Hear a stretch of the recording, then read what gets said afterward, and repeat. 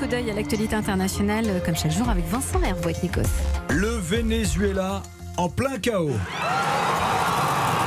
C'était à Caracas, le président de l'Assemblée, Juan Guaido, s'est autoproclamé président. On l'écoute. Je jure d'assumer formellement les compétences de l'exécutif national comme président en exercice du Venezuela.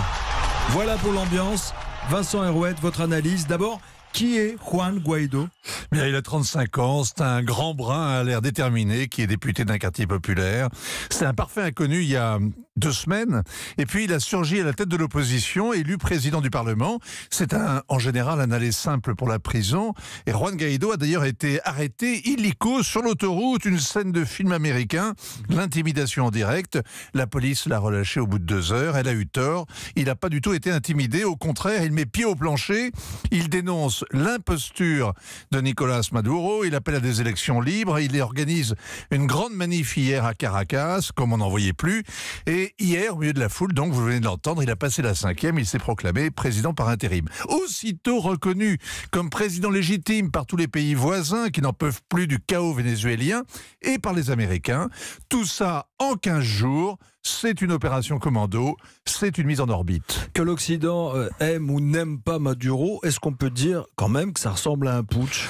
Dans la coulisse, il y a un petit malin qui joue à l'arroseur arrosé. Il y a 4 ans, l'opposition avait obtenu un raz-de-marée aux élections législatives.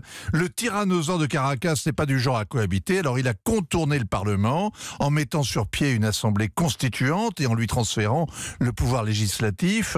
Les opposants se sont égosillés, en vain, il leur a dénié toute autorité. Ensuite, il s'est fait réélire en empêchant ses adversaires de se présenter. Juan Guaido lui fait à peu près la même chose. Il est président de l'Assemblée nationale, il décrète donc qu'il est le représentant légitime du peuple et il contourne Maduro, il lui dénie tout pouvoir. C'est bien un putsch, mais sans uniforme.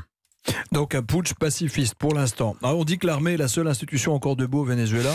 Et encore, il y a une mutinerie tous les 6 mois. La dernière, c'était lundi.